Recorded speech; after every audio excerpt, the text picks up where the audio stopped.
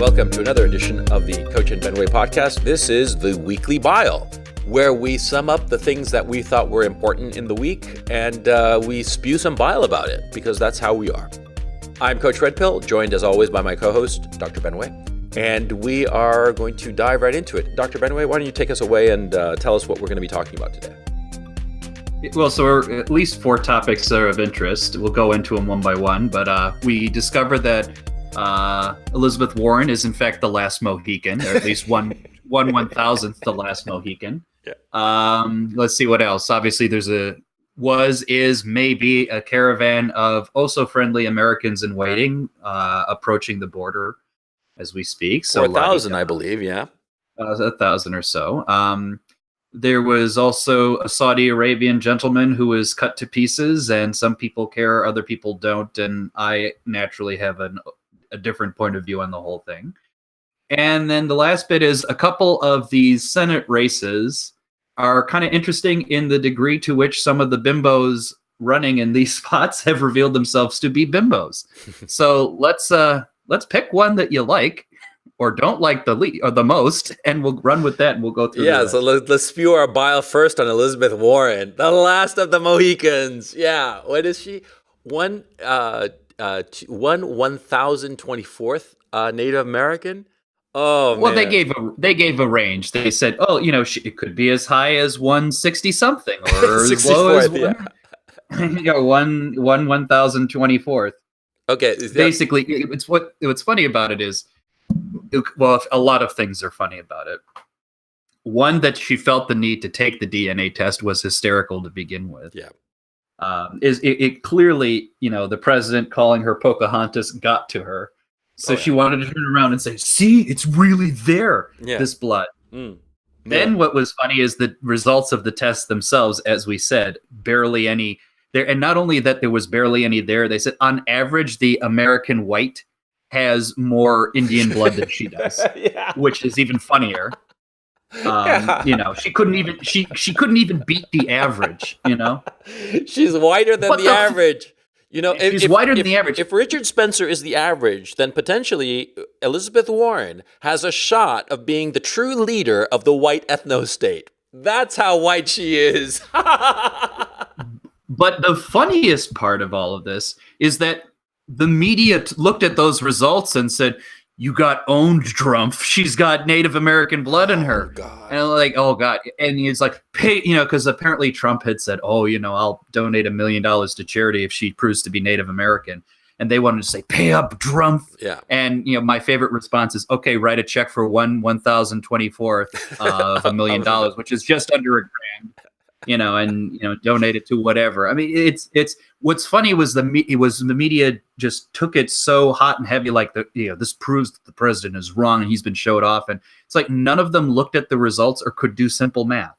Yeah, and either you have to do one of two conclusions: one, they don't know how to read and don't know how to perform math, or two, they frankly didn't care and they were pushing. They didn't care. Come on. And I think it's both. I honestly think it's both. Well, okay, be that as it may. Here's something interesting to throw into the pot, right? Okay, so this is like some guy at Stanford did the test, blah, blah, blah, Nobel laureate, whatever, blah, blah, blah.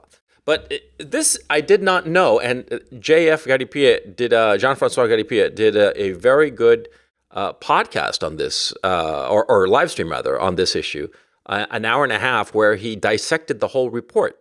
And see, JF said a few things that I did not know, but he would know because this is his specialty, okay? I mean, he's a PhD in molecular biology or whatever the hell, but he specializes in DNA and crap, right? And so he was saying, and I'm grossly simplifying, but just bear with me. What he was saying is the following. Number one, and this apparently is true, the Native American population in the United States does not want to have DNA tests for political reasons that I quite don't understand, but screw it. So DNA testers can't turn to North American Native Americans. What they use as a proxy are blood samples from Colombians and Peruvians and other people in Latin America. as proxies to North American Native Americans. Okay, now here's a serious problem, which JF points out. You see, these people from Peru and Colombia and what have you, they are almost uniformly of mixed ancestry. In Latin America, there are no pure Native Americans. They're all mixed with people of European descent, okay, to a greater or lesser extent. Now, this caused all kinds of racial problems because the elites tend to be more 100% European, and the the majority of population tends to be more Indian descent or native people's descent, or however you want to PC call it, right? But anyway, the point is, see, if they use that blood, that DNA sample from those South American populations, part of that DNA, it could be not of native peoples, but of European people. It could well be that she's just 100% European, a combination of just her own ancestry, and that 1024th could be of just more European. Okay, I mean, and actually that seems reasonable because there are a lot of people of English descent who were mixed with a lot of people from Spain. This is a truism. And a lot of people from Spain who went on to Latin America to conquer it, well, they originally descended from people from England. In my own case, I am from Chile, but I know for a fact that my ancestors came from Spain, and before that, they came from the Isle of Man, okay, which is right smack dab in the middle of the British Isles. Okay, so, this whole thing, it could be that she's just 100% European, number one. And not, which is funny in and of itself. So somebody who actually looked at the data and knows what they're talking about doubts that she is even 1024th of a Native American, number one. And number two, the Cherokee Nation people disowned her. And they were fucking furious because she has used this Native American shit to advance her career. She called herself, a person of color in order to get a job at Harvard, for crying out loud. And she was their minority hire. So isn't that fraud? I'm asking, isn't that fraud? Well, that's the point. That's the point. That's why people are saying she torpedoed her own presidential chances there. Yeah. Because you are seeing folks, be they either the Cherokee tribe or just other people looking for righteous indignation, saying, yeah, she took advantage of the system and she's essentially a white woman. And her own side thinks this, or at least some of them do. Other members of her side are calling bullshit. The reality of the situation is the entirety of the DNA test was absurd. It was proof positive that she has been thoroughly enveloped by Trump's mesmerism and has proven herself unworthy of her party's advances. So there you go. I think I ultimately think this has doomed her in every substantial way. Will she still be a member of the Senate in a way that people notice her? Yeah, of course.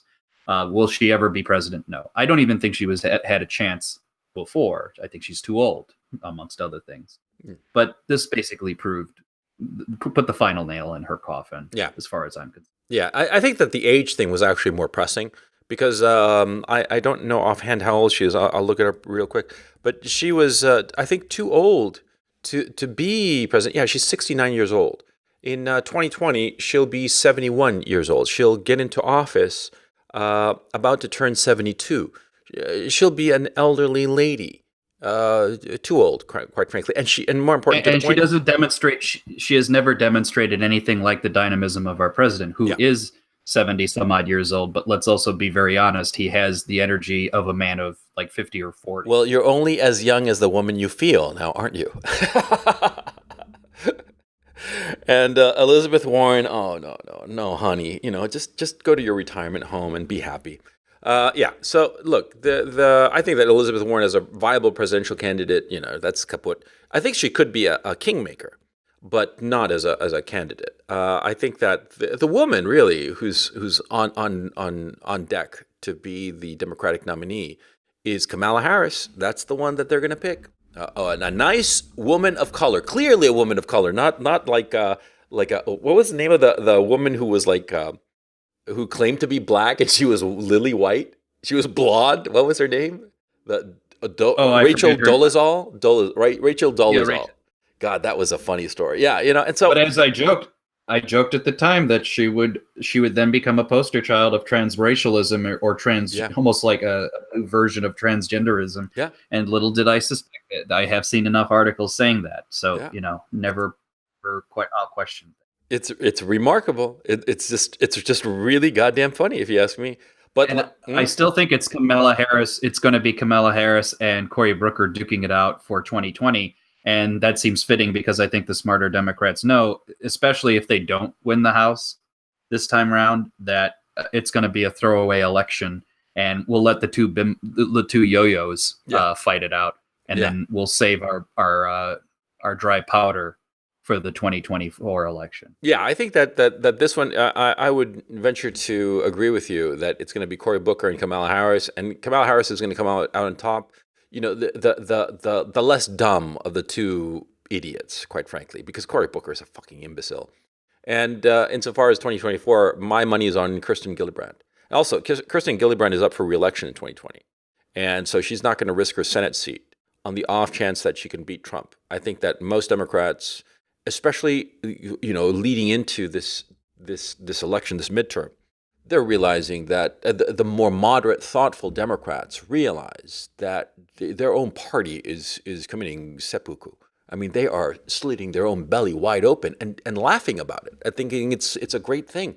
They have no idea politically how they are antagonizing the rest of the population. And by the way, it was interesting. By the way, did you see that study? Sorry to go on, but did you see that study about how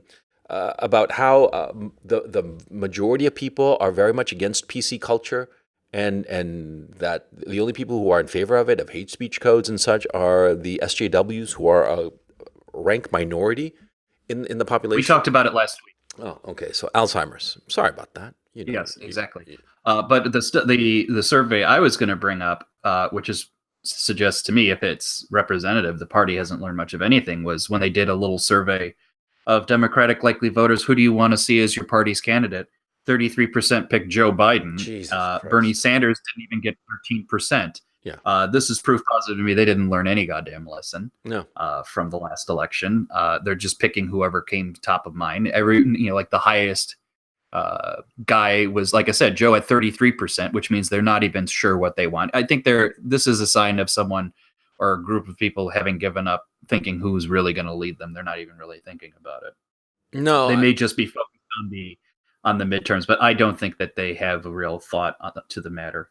No. And by the way, a parenthetical note: Trump calls Biden "sleepy Joe Biden." Do you think he did it on purpose so that people would think of creepy Joe Biden? I think he would have just said creepy. I don't think he has to.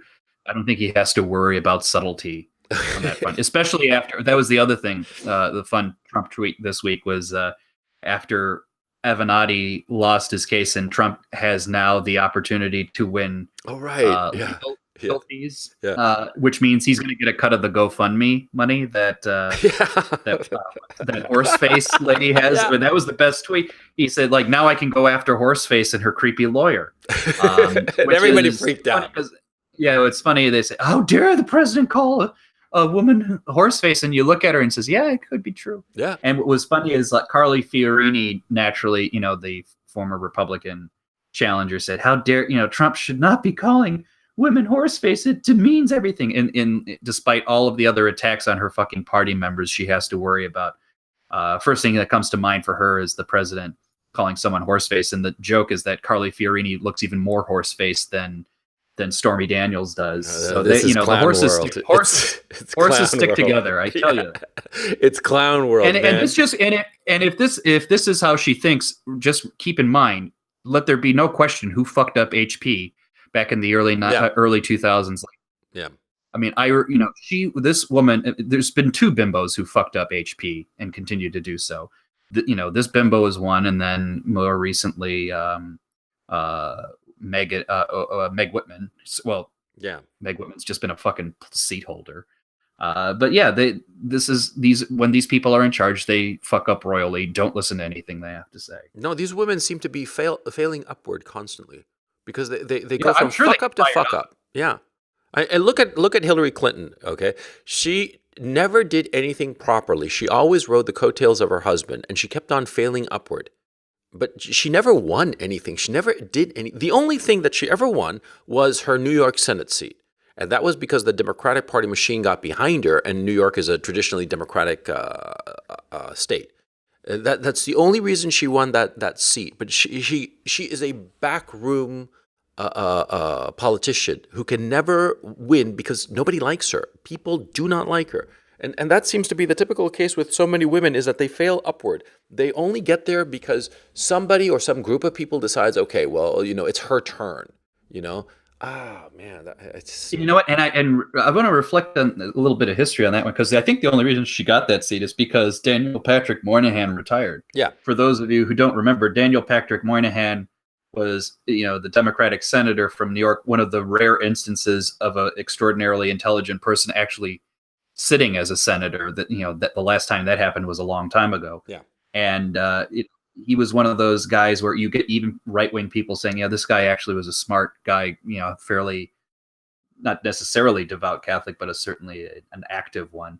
And that was think about that. You have one of the, trend setting, like this is kind of the type of person you'd want in the Senate, replaced by someone who thinks they deserve the Senate. Yeah, exactly. I mean, it's a real shame because Daniel Patrick Moynihan, he was a Democrat that you could respect on an intellectual level. You could disagree with what he was saying, but he was trying to be honest and help the people, and he was a decent guy. He was very famous for having been pilloried for writing The Negro Family, which was the famous study whereby he said that a lot of the war on poverty stuff and a lot of the New Great Society stuff, the social programs, would hurt the black family, and he was called a racist for it. And his words were all prophetic. Everything he said turned out to be true. And he was a decent guy who was looking after the best interest of the people consistently. And he was a moderate voice. I have to tell you, on a lot of issues, not everything, but I would be a Daniel Patrick Moynihan fanboy. I'd get behind it because he was like a moderate guy. But the thing is that kind of thoughtful moderation has gone from the left. And everybody, and that's why we're all in this clown world of extremism. But anyway, going back to the topic of Elizabeth Warren and the Senate stuff, what's interesting is that the Senate seats, the Democrats, they at some point thought that they would actually win the Senate and take over from the 51-49 majority that the Republicans currently have. Well, technically it's 51 Republicans, 48 Democrats, and 1 socialist with Bernie Sanders, but he traditionally votes Democrat. But, now after the whole Kavanaugh situation, which, by the way, they dropped that thing like a rock after he got after he got sworn in. I mean, I don't hear anybody talking about Kavanaugh in the mainstream media. I mean, you're actually in the States. Do you hear any talk of it, or is it just like, memory hold? Mostly memory hold with an occasional, see, he's already started to take away our liberties and this, that, and the other for 5 minutes that they're paying attention to what he's saying. But it's not a big talking point anymore. That was last week's news or last month's news or however you want to phrase it. Yeah, incredible. But anyway, after the Kavanaugh situation, it's looking like the Democrats are going to lose badly in the Senate. And the House, it's just too many races to be able to call at this point. It's also too close on too many fronts to be able to call it with any kind of certainty. But it seems certain at this time, with what we've got, like 2.5 weeks to go to the election. We've got, for sure, the Republicans are going to maintain a 51-49 majority, for sure. And Dick Morris, who's a smart guy, thinks that it could rise as much as 55-45. And what's interesting is that there have been a couple of scandals. The Claire McCaskill thing, you hear about that in Project Veritas? Yeah, he basically went on and said, or interviewed members of her campaign, or not him, but how he does it. He has his undercover people, and he's had members of her campaign more or less say, yeah, the bitch has to lie and downright lie to the public to say she has more moderate positions than she really does. And she's then turned around and said, well, this is a scam by my opponent to knock me down.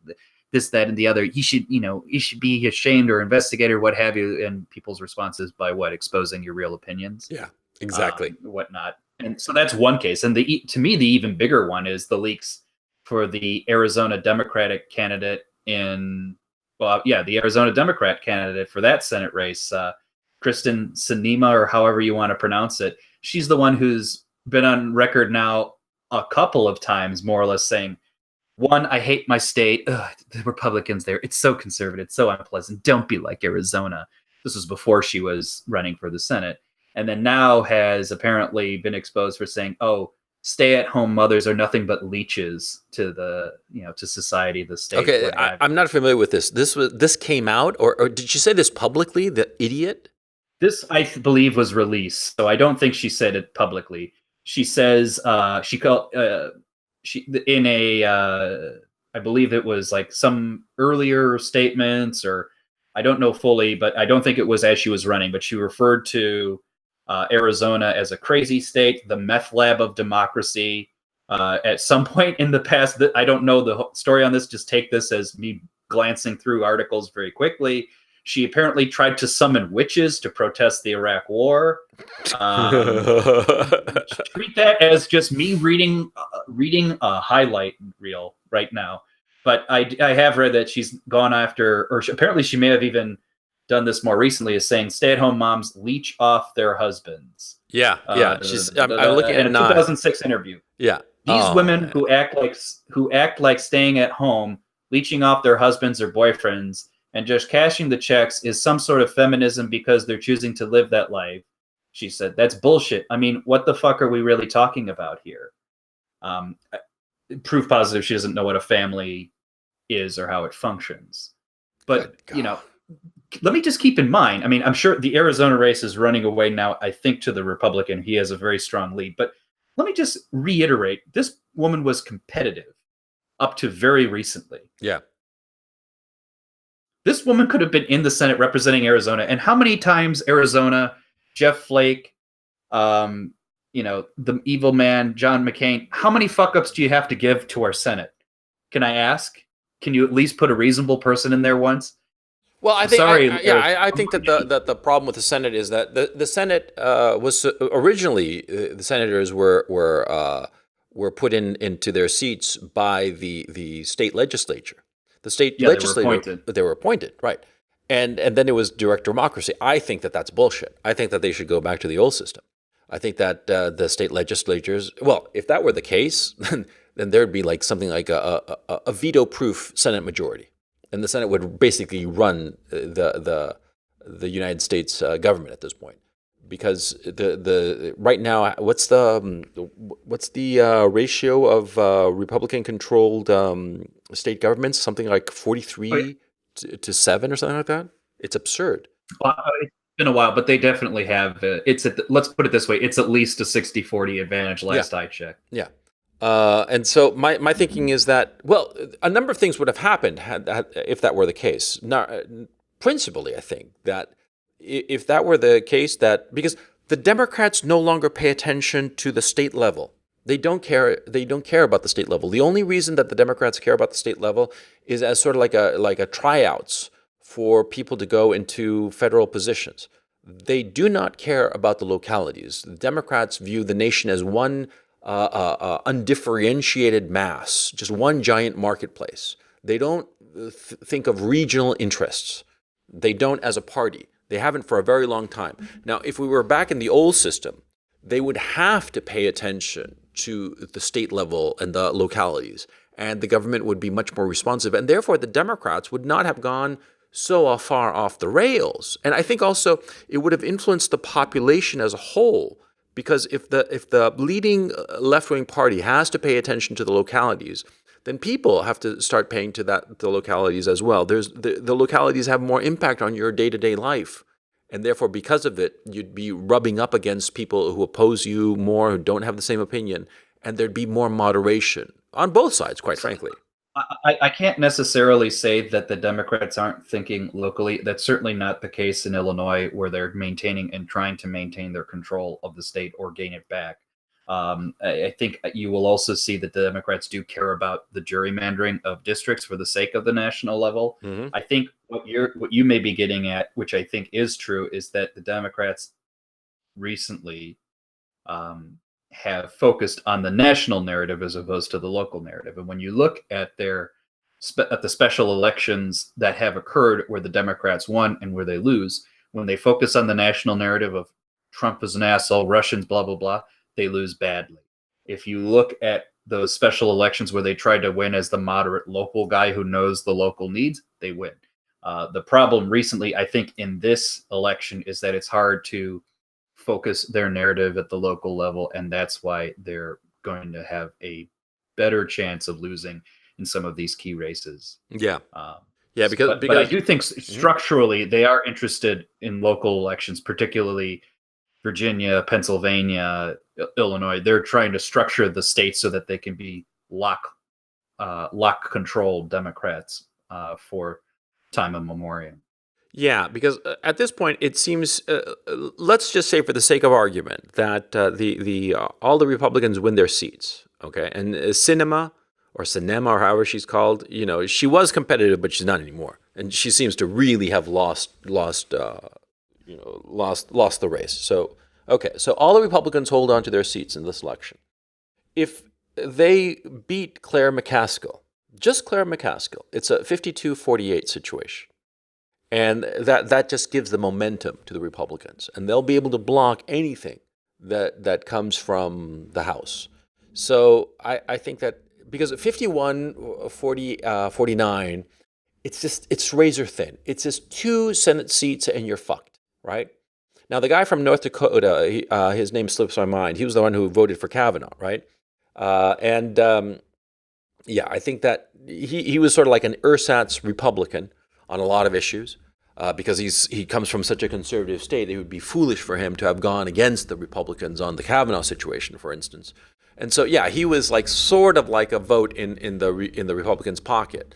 But now with the 52-48 majority, and that's just conservatively, looking at the election in a very conservative way, now the Republicans are going to be able to easily pick up a couple of seats and not be beholden to 1 or 2 Republican crazies. And Flake is leaving. He's the Republican crazy. And John McCain is dead, thankfully. Yay. So we don't have to worry about the crazies from Arizona fucking up the situation. And we've got Lindsey Graham, who is a force in the Senate, becoming a real fucking conservative. The spell has been broken. Ding dong, the witch is dead. To a certain extent, he's still trying to peddle amnesty at the immigration level, which will be the single most important issue going forward. Yeah, and that brings us to the caravan that's coming up from fucking Honduras, or where the fuck, 4,000 people? Fuck them. That's what I say. Fuck them. Well, there's several things there that are of interest to me. One, it's not a zero cost exercise to gather up all these people and have them start moving to the United States in a coordinated fashion. I wonder where are they getting the money to do this? Yeah, exactly. And then naturally, if there's money behind it, to what end is the question. Yeah. And last I heard, come through the wire, and I don't know if it's true, that there has been some pushback to get that group turned around. Like they had crossed the Mexican southern border, despite Mexico saying, oh, they wouldn't.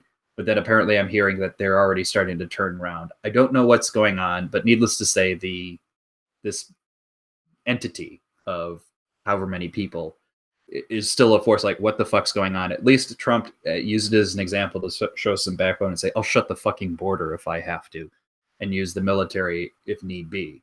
Now, I'm willing to bet some people wanted to say, see, it's scary language. But what will probably happen is, again, since we're trying to make sure that Republicans are energized to vote, at least they can say, well, it may not be a wall, but he's still functioning as if he's going to be building that wall. No, I think that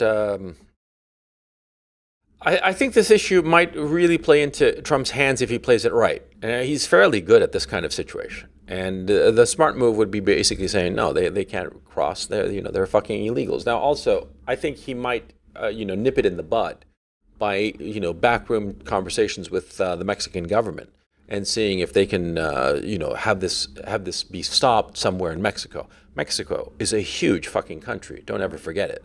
It doesn't seem that way a lot of times. And I think a lot of times, people in the United States have this mentality that Mexico is just this little thing. No, it's a huge, huge country. It's roughly the size of the entire west coast of the United States from Washington State all the way to West Texas. It's huge. And so, imagine somebody going from West Texas and trying to get to, Seattle, Washington. That's a hike, especially if you're doing it on foot. They're not going to make it in 2.5 weeks. And there are lots of ways for them to be stopped along the way in a way that would not be politically damaging to anybody. Okay? So I don't see that this is going to become an issue, but I do think that this catch and release bullshit that's happened because the Democrats were able to manipulate the whole issue of children in a way that cowed the Republicans. They got to figure out a way to stop this. It's just absurd because you essentially have open borders. Because if you have a whole situation of catch and release that whenever adults are with children, you're not going to arrest the adults rather, because for fear of separating them from the children. First of all, it opens the whole bag for all kinds of abuse, whereby child traffickers, real scum of the earth pedophile fucks, start using children as a way to getting into the United States. Now, of course, that's something we don't want. Nobody would want that. And secondly, it's just it's political blackmail. And so the Republicans have to figure out a way to get around this. They have to it's understandable, and so they have to figure out a way that, and I think that the wall is the solution. Before I thought that it was kind of silly, but this notion of just putting up a wall, not so much the fact of a wall, but just creating a situation whereby nobody crosses the border unless they have very clear and compelling reasons to do so, making a legal border. Because there's already a wall per se. You go around, there's a fencing all along the border rather. But do something so that legally it's just not possible for people who are not legal immigrants to enter the United States. Just quash that. I don't understand why. I don't quite understand why the Trump administration is so lax on this particular issue, other than the obvious fact that so many oligarchs in the United States benefit from this illegal migration. That's my only conclusion. Well, that's clearly a piece of it. And then in order to have the political capital to get shit moving, our own party doesn't really have full shared opinion on this. And when you mix into that scenario and you have voices of different opinions saying, do this, no, don't do that, then, it's very hard to get motion on it.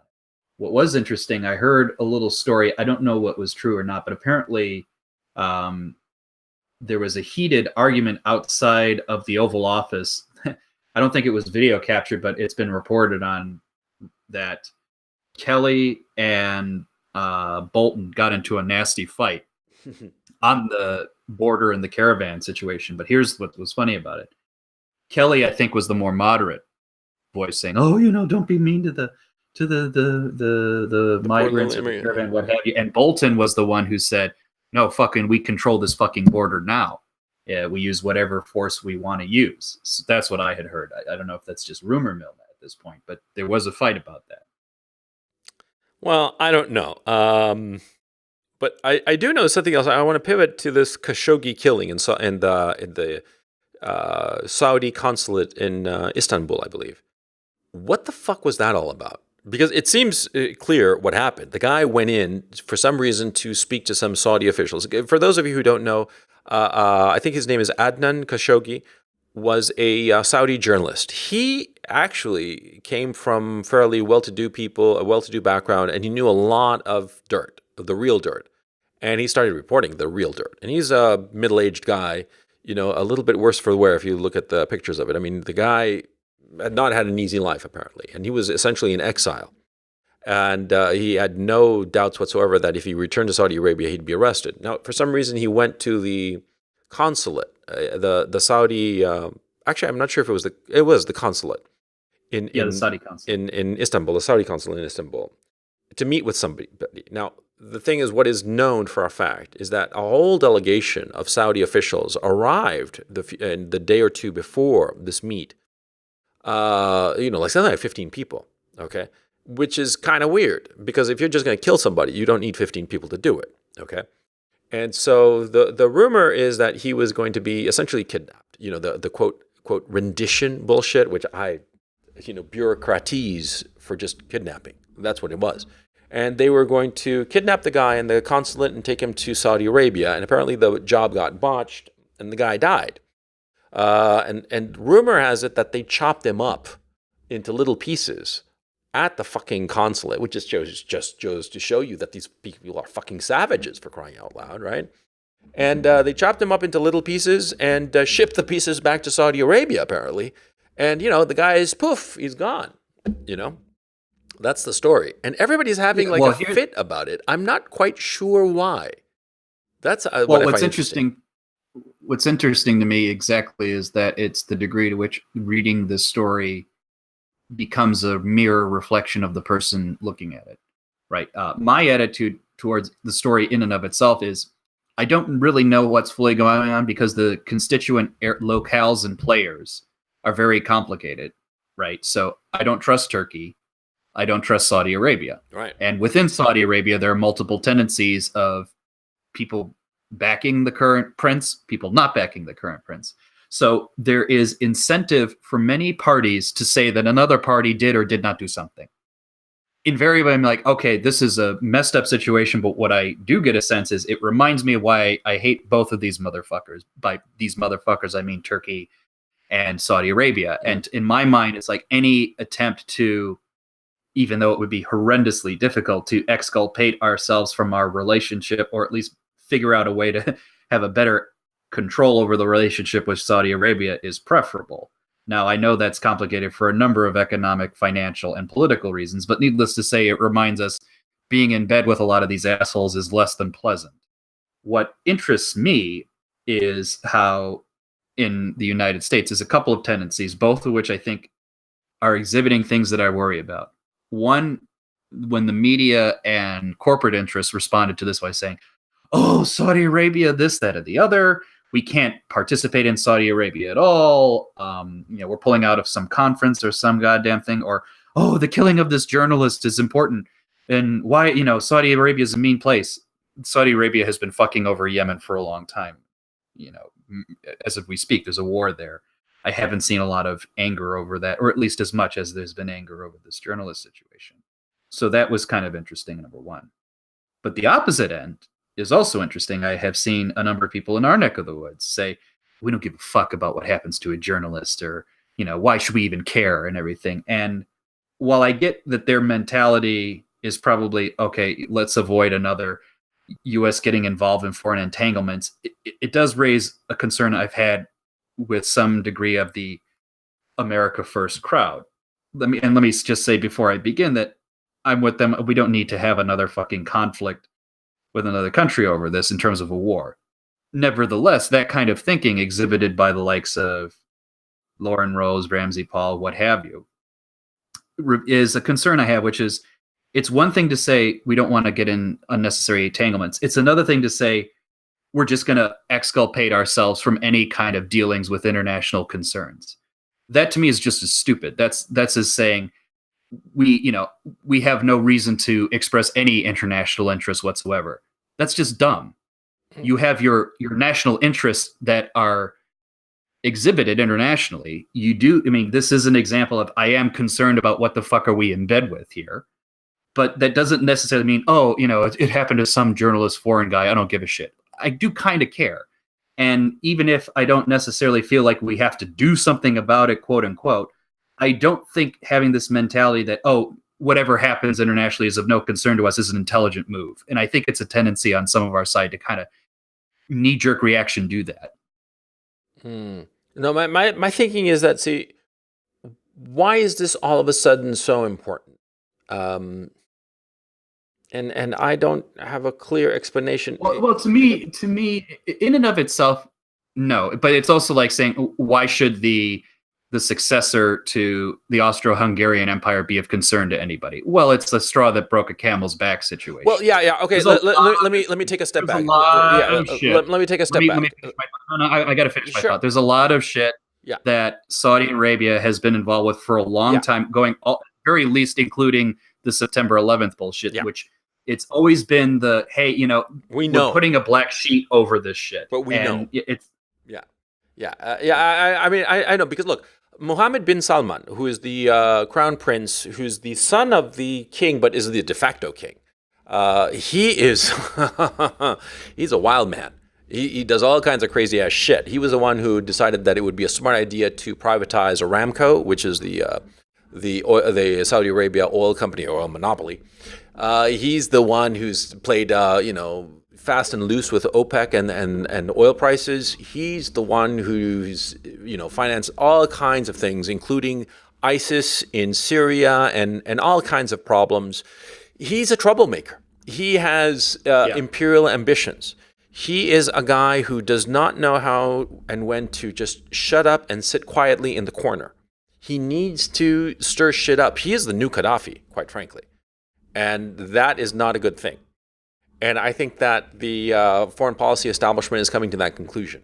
And I think that they're using this as sort of like the thin end of the wedge to start cleaving Salman. What do they call it? MBS, Mohammed bin Salman. They're using it to cleave MBS from Saudi Arabia because the United States needs Saudi Arabia because of the petrodollar, because Saudi Arabia prices its oil in dollars. And this is incredibly important because they price their oil in dollars, and with their dollar income, they buy U.S. Treasury bonds.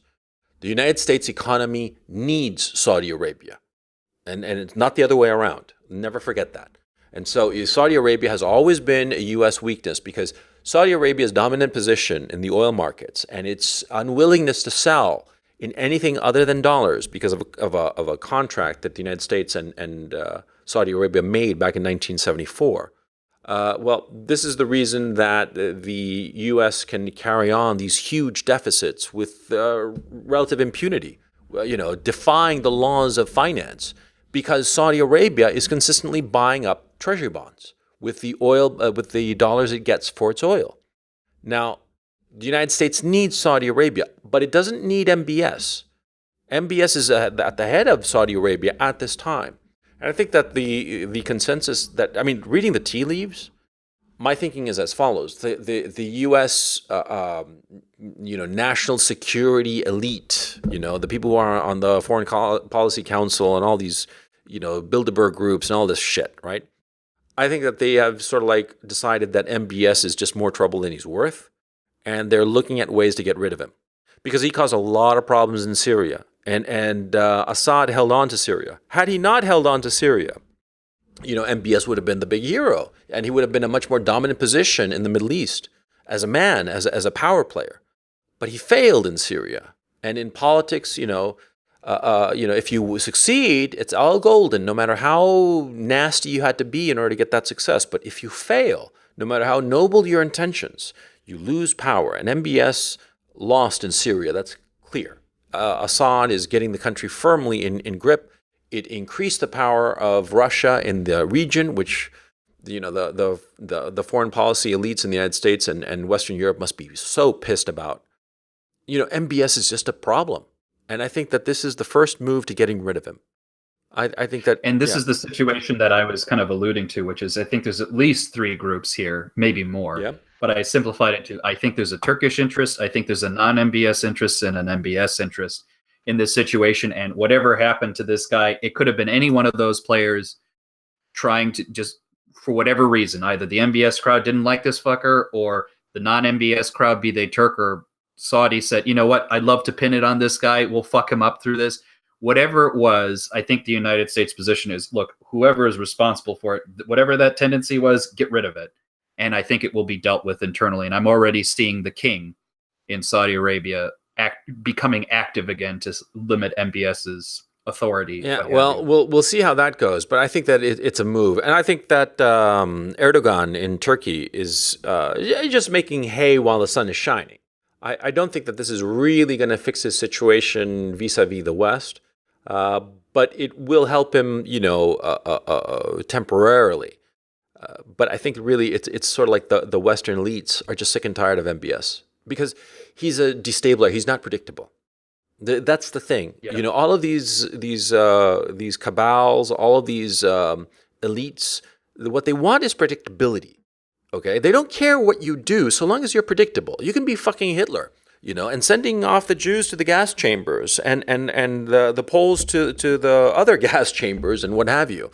And if it's predictable, they're going to be like, oh, that's so bad, tut, tut, tut, and that's it. But if you just act like a fucking wild man, like Muammar Gaddafi, that's what killed him. Muammar Gaddafi would just do crazy-ass shit, unpredictable crazy-ass shit. And he would mess with the shit of the Western democracies, of the elites of the Western democracies. And so, well, he did that in the 80s. Yeah. He was fucking around with terrorists. And then Reagan dropped a few bombs, and then he never did that again. In fact, he got fucked in the end, not because he was a wild man. He got fucked because they decided, we'll make an example of him. Yeah, in fact, John Mearsheimer, my favorite professor, said like, what killed him was that, after the second Iraq war, when they said Saddam Hussein, give up your weapons or we'll fucking blow you away, Gaddafi said, here's everything we're doing with weapons, don't come after me. And John always said, he was a stupid man, he should have built those weapons, because then they would have never touched him. The fact that he got rid of them made him an easy target, and they went after him and dead. Very dumb policy. But the thing is, the motivation to go after him, I think, was payback over the 80s. I think that there was so much pent-up frustration and rage at Gaddafi from the 80s, just institutional rage. Because you see, when your boss is dealing with some shit, and you're a junior level analyst, and you're 23 years old, and some fucker in some goat fucker like Gaddafi is fucking with you, right? 20 years later, when you're in your old boss's position, you're gonna want to fuck that guy. If only for payback for your mentor, right? Because there's that institutional memory that sticks with you. The guy is never going to be a friend of the West. Yeah. So I think that Kim Jong-un was fucking smart. He got the nukes. He got the nukes first and then to the negotiating table. That was a smart move, and he got his little missiles. I don't think the missiles really mattered. I think it was just getting the nukes. Once he had the nukes for sure, and he had some control over them, because I bet that he had a couple of accidents with them before he got a viable nuclear weapon. But once he had the nukes, then it was his game. And I think that you're right. I think that Mearsheimer is right. I think that Gaddafi giving up weapons of mass destruction fucked him over. But look, be that as it may, I think that MBS's days are numbered. I think that this is the first move in getting rid of him. Yeah, that's my thinking. Well, my attitude towards this whole situation is I'm sympathetic to Rand Paul's attitude, which is he doesn't trust the Saudis as far as you could throw them. And I think the long-term goal, as difficult as it may be, is to say, I would like to figure out a way, if not necessarily extracting us from this relationship, at least trying to figure out how to keep these fuckers in line in a better way, because frankly, they're not to be trusted. They're siding with our enemies openly in many different circles, even though they're a piece of our critical piece of our economy. Yes, the situation is hard, but fucking be smart and critically thinking men and figure out a way out of it, because I don't want to be hanging around these fuckers anymore. I don't trust them. I don't think they're good for us. I think they'll still try to figure out a way to fuck us any chance they can get. Oh, no question. I mean, no question at all. I just absolutely right. The Saudis will consistently try to fuck us. The guy that we need in charge is somebody corrupt. Yeah, somebody corrupt who just wants to make a lot of money and have a lot of money, have a lot of toys, and somebody who just wants to deal with have total control of the kingdom. Not some guy like MBS who has some sort of vision of imperial glory or some shit like that. Okay, it's like the movie Syriana. Remember? Yeah, exactly. Way back in the day, that was a good movie. As soon as you have some good guy, movie. There's a guy in there. He may be a nice-ish guy, but he's got a vision that we don't care about. Let's put the dumb fucking playboy in charge. Yeah. Easier to control. The guy who we can't predict, drop a bomb on him, because we don't. That's the wild card you got to watch out for. Yeah, exactly right. And I think that MBS, he's clever. I think that he is fundamentally an evil guy. Okay, I think that really at heart he's an evil guy. There are the stories. He basically imprisoned the Saudi oligarchy in the Ritz-Carlton in I forget, it was Mecca or Riyadh, but it doesn't matter. I think it was Riyadh actually, and he basically tortured them. I think that the Saudi oligarchy, they're not going to forget that fucking episode. He basically tortured them and had them hand over big chunks of their fortune. And I think that MBS has made too many enemies. I don't think that he's long for this earth. I think that something's going to happen to the guy in the not too distant future. Some kind of coup, some kind of overthrow, and he's going to be dead. They're not going to let him live. And I think that if he's smart, he knows that. If he's smart, he starts positioning himself to. I mean, in that kind of a situation, you have to chop up everybody's heads, and that's the problem with a guy like that because. He can only survive by killing his enemies. He cannot negotiate with his enemies. And so I think that he's going to have to just kill everybody and do some sort of purge. And I think actually it's now or never. I would argue the following. MBS's position, I mean, thinking about it as we're speaking, thinking about it more clearly, this guy has to execute his enemies within the next 6 months. All of them. Go Michael Corleone style on them. Right? If he doesn't, he's not going to last another 2 years. No way. Because he's just too problematic, quote unquote. He causes too many fucking problems. He is literally problematic in that he causes problems. You know what I mean? Well, I mean, he has his potential, but he hasn't achieved success there. I mean, that's why people think he's a problem. And to me, when people say, "Oh, why does this Khashoggi thing matter?" In and of himself, no, it doesn't matter. I don't know who he is. But I think it's a piece of this chess game that's going on between players within big Saudi piece. Arabia. Yeah, it's a big piece. Exactly. Yeah, exactly. And that's why I always say read things between the lines, take things with a grain of salt, because I really don't care about the main narrative of why do journalists care about the death of Khashoggi and he's a New York Times reporter. That stuff is just surface level triviality. Yeah. The interesting thing is why is he killed and for what. No. I actually, my thinking is that the media attention on Khashoggi is a signal that he turned out to be, that he is going to be used as a big piece in this chess game. Because, like, for instance, the what's going on in Yemen, the war there is real suffering going on. There's famine going on there, inflicted by the Saudi military. The Saudi military, of course, being supplied by the U.S. And the Saudis are committing atrocities in Yemen. This is known. Nobody's saying anything. It's like, it's your thing. We'll leave you alone about that. But this journalist, who gives a shit, right? This journalist, he gets chopped up into little pieces, right? I mean, they're fucking chopping people up in Saudi Arabia on the daily, right? I mean, fucking they chop off your hand if you steal, and they chop off your head if you're an adulterer or gay or something like that. Who knows? They're all fucking savages as far as I'm concerned. But nobody cares about that. But this guy, there's all this emphasis. Fuck all that it was because he wrote for the New York Times or at some point or whatever. No. That has nothing to do with it. What it has to do with is with the foreign policy establishment. They have decided that MBS is just not worth it anymore. This is the first move. And this is why I say this is, to me, an excellent example of why when I think of America first, it's not isolationism or putting your head in the ground as much as it's just being self-interested and not getting overly complicated, which is to say, you can't just assume that this doesn't matter because all of the reasons that are moving it do fucking matter. What's going on in Saudi Arabia does matter for the reasons you and I have already discussed before. Our economy and our political situation is unfortunately very tied to it. So you can't just pretend like, fuck it, I don't care.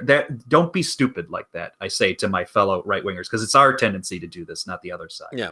I think, that isn't to say that, this means that you have to follow the policy establishment and say, whatever they want to do in Saudi Arabia, I'm game. No, that's just as stupid. The goal is to just pay attention to what's going on because this actually is going to fucking matter. Yeah. And this is to me is like a big lesson in what America First could mean in its best case. America First just simply means national interest first. We're not going to play international games like, what's good for the world community. Fuck that noise. It's what's interest to us and what's going on internationally. We care to the extent to which it could fuck us up. And I always watch out for the Saudis because they do go out of their way to fuck us when they have a chance. Yes, they do. Because they fundamentally hate us. The West, I mean. They hate the West. They hate the West. Look, these people are fucking Wahhabis, right? They're fucking crazy. They are nuts. Okay, and they're not nuts like the cute Sufis. Okay, they are crazy, crazy. They go out and kill people. They are fucking jihadis. Okay, these people have to be put in a bottle, and that bottle has to be corked.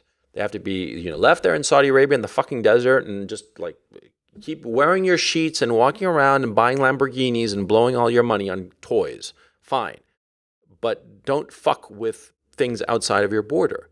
And MBS now is, he just announced that has five top officials are gonna be basically executed. It doesn't matter. It's gonna have to be a lot more. He's going to have to prove to the Western establishment that he's not gonna fuck things up anymore.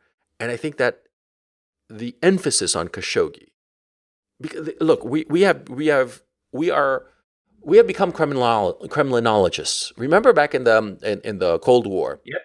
That's right. Everybody would look at every little thing that the Kremlin was doing to understand what the hell was going on inside the Kremlin.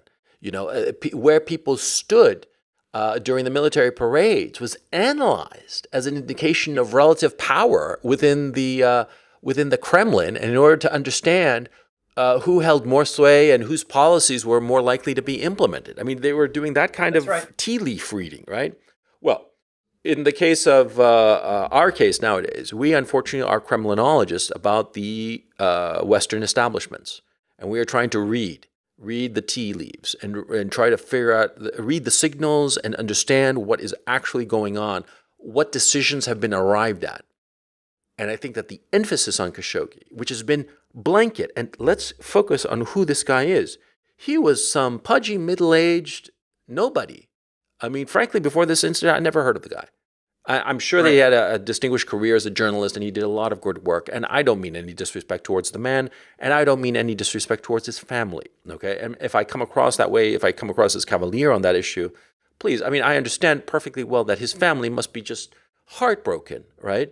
And I'm sympathetic. I okay? In their context, he matters. Yeah. But in the broader context, we never knew who this guy was. Yeah, exactly. I mean, I want to emphasize, because sometimes we talk about human beings in this way, so cavalierly and casually, and like, oh, who gives a shit if he got nuked? But this is horrible for this family, and I, don't want to be like a callous bastard, even though I am a semi-callous bastard. But going back to the point I'm trying to make here is that, see, the emphasis on his death, that is a signal. That is a clear signal, because he himself, this journalist, does not matter on the larger stage. And the fact that he was assassinated, assassinations go on all the fucking time. People get killed.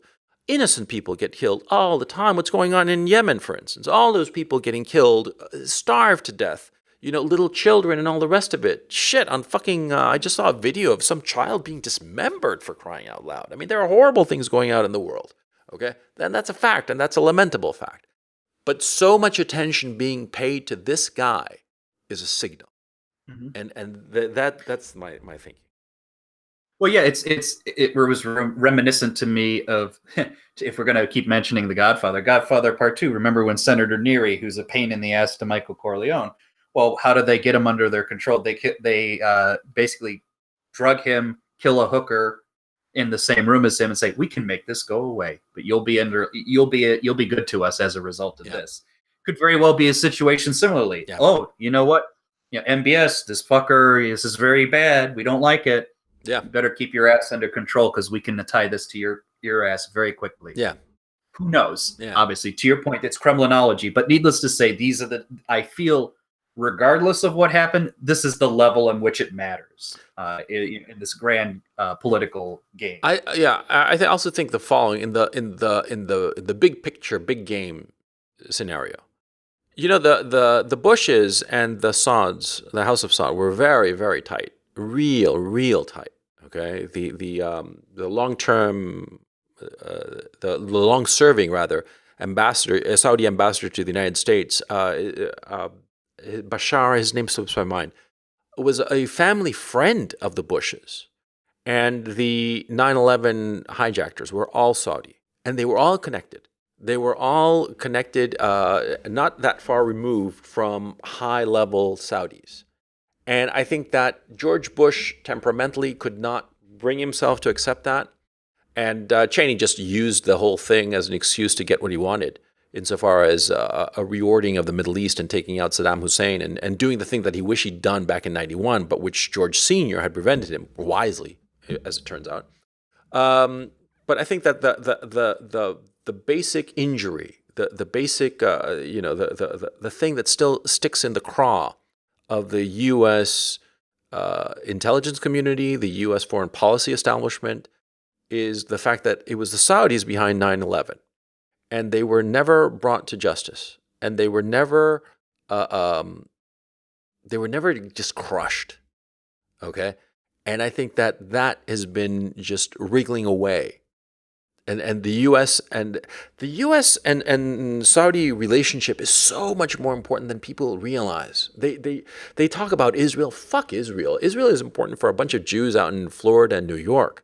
Saudi Arabia is important to the entire existence of the United States, its financial existence for sure. Okay, yeah, you can say that the United States right now is a greater provider of oil, a greater producer of oil than Saudi Arabia. Yeah, sure, with the whole fracking thing. Yeah, fine. But financially, the U.S. needs Saudi Arabia. And that need and that actual dependence has always gnawed at the U.S. Establishment. And that's why they couldn't go after Saudi Arabia after 9/11. And, there's this desire to just fucking crush the fucking Saudis and put them back as the colonial outpost that Saudi Arabia used to be. And so I think that there's a lot of pent-up resentment. Do you see what I'm saying? Yeah, I know. I completely agree. My ideal situation would be, frankly, to take a fucking Manchurian candidate, replace the House of Saud with our little friendly robots who look like the House of Saud. Yeah. And just keep the country as a little fucking plaything, out of people's hair, under control, and basically a secondary class country. Because frankly, right now, let's be honest, what we're frustrated with is they have leverage over us to a certain extent, and nobody wants to be in that position. And I'm sorry, it's a shithole kind of people who live there. Yeah. I mean, the fact that they get away with a lot of shit. Yeah. And we play up this game. I don't like it one bit, no. And I don't think anybody in this country should like it. No, and if we have a chance to get rid of them permanently, why not? Just take a shot. And I think that's why I think the Khashoggi thing is important. It's really important, and we'll see how far this goes. So, on that note, this has been the Weekly Bile of the Coach and Benway podcast. I'm Coach Red Pill, and as always, Dr. Benway, I will leave you with the final word of the episode. Well, I don't know. Wahhabism kind of sucks, doesn't it? Wahhabism. I've got nothing more creative than that. Okay, we'll leave it at that. So thank you very much for listening, and we will catch you next time. Later.